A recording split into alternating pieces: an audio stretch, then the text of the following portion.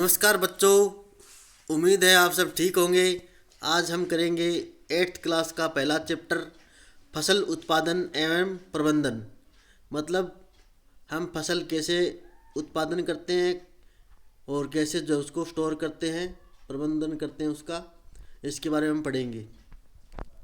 तो इसके बारे में देखते हैं। सबसे पहले पढ़ते हैं फसल होती क्या है। जब एक ही किस्म के पौधे किसी स्थान पर बड़े पैमाने पर उगाए जाते हैं तो इसे फसल कहते हैं।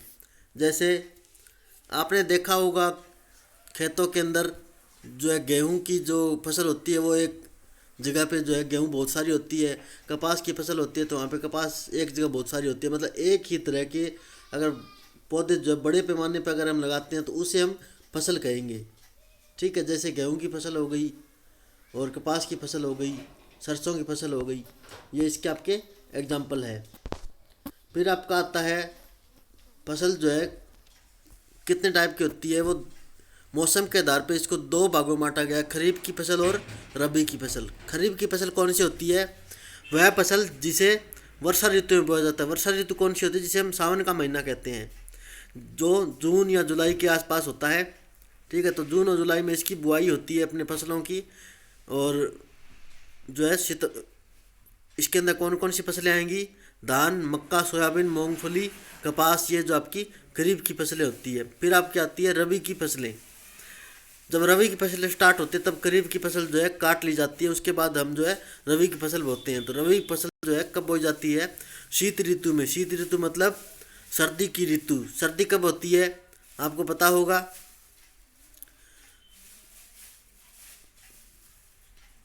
तो इसके अंदर आपका सर्दी आपकी आती है नवंबर या दिसंबर के आसपास।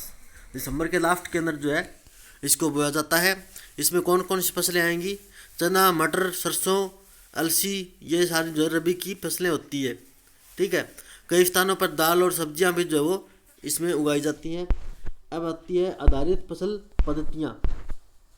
मतलब जो है हम फसल उगाने के लिए कौन कौन सी पत्तियाँ इस्तेमाल करते हैं या किस तरह से हम फसल को उगाते हैं। ठीक है,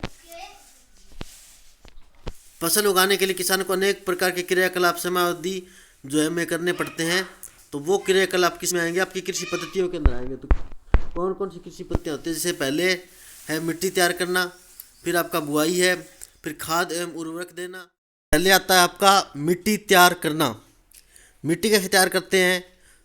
पौधों को बोने से पहले जो मिट्टी को तैयार किया जाता है उसको जो है नरम किया जाता है, ताकि उसके अंदर जो पौधे आराम से लग सके, उनको आसानी से जो है वो श्वसन कर सके। ठीक है, जैसे हम बीज अगर डालेंगे मिट्टी के अंदर तो उसको बाहर निकलने के लिए जो है वो नरम मिट्टी चाहिए। अगर हम मिट्टी टाइट होगी तो बाहर नहीं निकल पाएगा, वो बीज अंदर ही ख़त्म हो जाएगा। तो पॉली मिट्टी में गहराई में जो है वो आसानी से श्वसन कर सकते हैं पौधे, तो इसलिए मिट्टी जो है पॉली करनी पड़ती है। तो उसको जो मिट्टी तैयार करना कहते हैं। और हल चला के जो उसको नरम किया जाता है। ठीक है, तो पिछली कक्षा में आपने पढ़ा होगा मिट्टी में क्या होते हैं? खनिज होते हैं, जल, वायु और कुछ सजीव भी होते हैं जो मृत पौधों को जो उनको अपघटित करके जो उसमें खनिज जो पैदा करते हैं या नाइट्रोजन पैदा करते हैं, या पिछली कक्षा में पढ़ चुके हो, जो हमारे पौधे के लिए बहुत ज़्यादा ज़रूरी है। और अब आपका आता है मिट्टी को उल्टने, पलटने और पोला करने की प्रक्रिया क्या कहलाती है? ये आपकी जुताई कहलाती है। ये आपका 1 नंबर का क्वेश्चन बनता है, इस तरह क्वेश्चन कि जुताई किसे कहते हैं। और जुताई से पहले क्या क्या कभी कभी जो है वो खाद दी जाती है, या फिर जो है बुआई से पहले खेत में पानी भी दे दिया जाता है कभी कभी।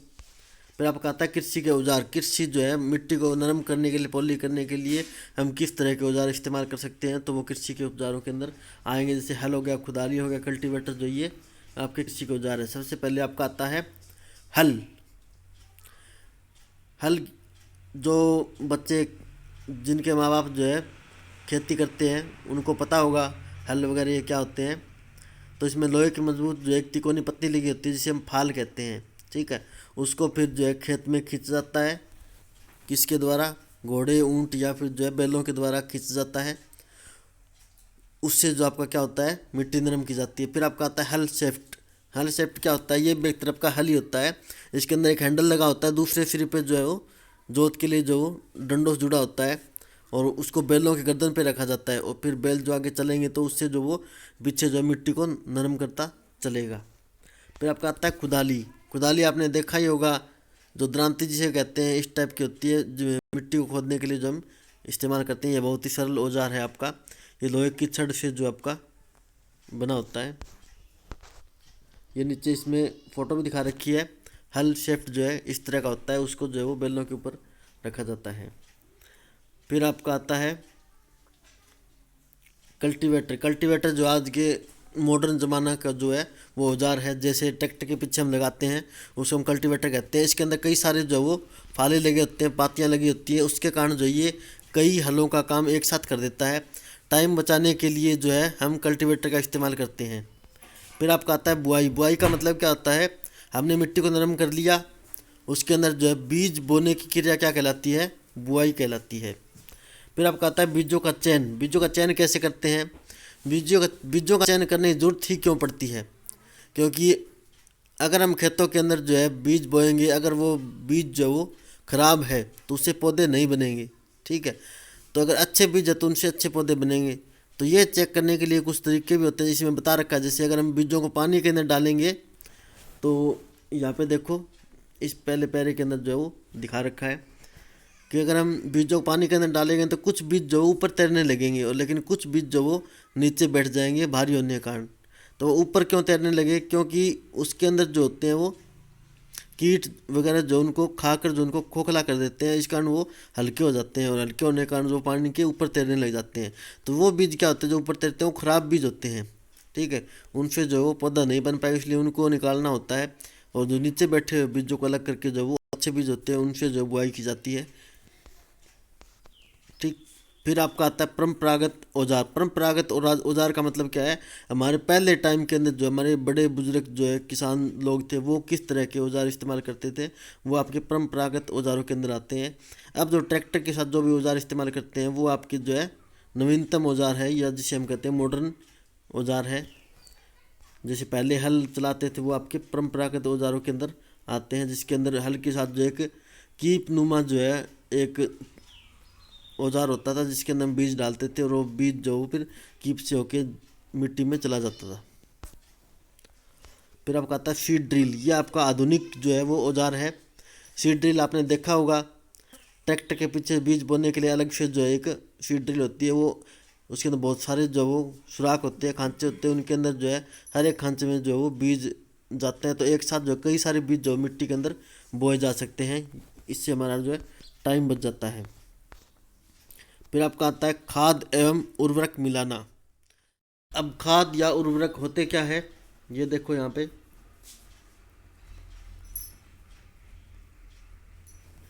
वे पदार्थ जिन्हें मिट्टी में पोषक तत्व बनाए रखने के लिए मिलाया जाता है, उन्हें खाद या उर्वरक कहते हैं। हम एक ही मिट्टी से जो है बार बार फसल लेंगे, तो जो फसल जो है उनके मिट्टी में से पोषक तत्व जो वो लेती रहेगी, तो इस कारण जो मिट्टी के अंदर कमी हो जाएगी किसकी, पोषक तत्वों की। तो इसके कारण और आगे अगर हम फसल लेंगे तो वो जो है अच्छी फसल नहीं होगी। तो इसलिए उसके पोषक तत्वों को बढ़ाने के लिए हम क्या करते हैं, अपनी तरफ से खाद या उर्वरक डालते हैं, ठीक।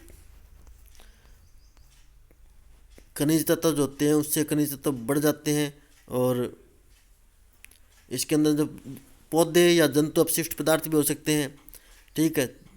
जो घर पे हम यूज करते हैं, गाय या भैंस जो उनका गोबर होता है, उसको भी हम खाद के तौर पे इस्तेमाल कर सकते हैं।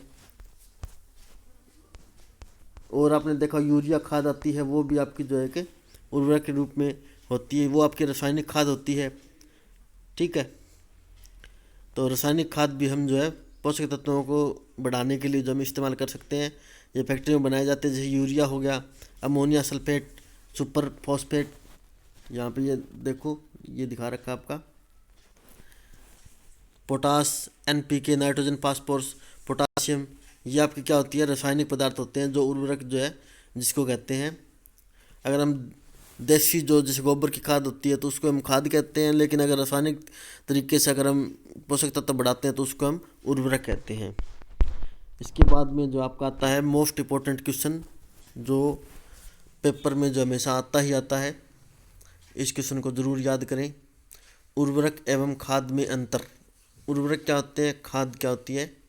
उर्वरक एक अकार्बनिक लवण है, और खाद क्या है? खाद एक प्राकृतिक पदार्थ है। मैंने आपको बताया था कि खाद जो है एक देसी तरीका होता है पोषक तत्व बढ़ाने का। जैसे गोबर या मानव अपशिष्ट से जो हम पोषक तत्व बढ़ाते हैं उसको हम कहते हैं खाद। और उर्वरक जो होता है वो रासायनिक अभिक्रिया से जो बना जाता है फैक्ट्रियों के अंदर, वो एक अकार्बनिक लवण होता है। उर्वरक का उत्पादन जो फैक्ट्रियों में किया जाता है और खाद का उत्पादन जो वो खेतों में बनाई जा सकती है या घर पे भी बनाई जा सकती है। उर्वरक से मिट्टी को जो ह्यूम प्राप्त नहीं होता है और खाद मिट्टी को ह्यूमस जो है प्रचुर मात्रा में प्राप्त होती है।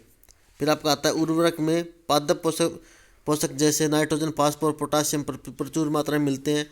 और खाद से क्या होता है, पोषक तत्व तुलनात्मक रूप से कम मिलते हैं। ठीक, खाद के अंदर जो पोषक तत्व कम होते हैं और उर्वरक में जो पोषक तत्व बहुत ज़्यादा होते हैं। सिर्फ ये इसके अंदर अंतर है। फिर आपके खाद के लाभ, खाद डालने से, उर्वरक डालने से क्या लाभ हो सकता है, ये नीचे देखो आपको इसमें दिखा रखा है। इससे जो मिट्टी की जल धारण क्षमता में वृद्धि होती है। इससे मिट्टी भुरभुरी एवं सरंध्र हो जाती है, जिसके कारण गैस विनिमय सरलता से होता है। इसमें मित्र जीवाणु की संख्या में जो वृद्धि हो जाती है और इस जैविक खाद से मिट्टी का गठन सुधर जाता है। ठीक है, जल धारण क्षमता मतलब जो है इसमें मिट्टी जो है जल को अपने अंदर सोखने की जो है ताकत इसमें बढ़ जाती है। अब इसके बाद जो है नेक्स्ट टॉपिक जो हम अगली वीडियो में करेंगे, क्योंकि ये वीडियो बहुत ज़्यादा बड़ी हो जाएगी। तो आज के लिए इतना ही। धन्यवाद। अगर कुछ समझ में ना आया हो तो आप कमेंट कर सकते हैं। Thank you.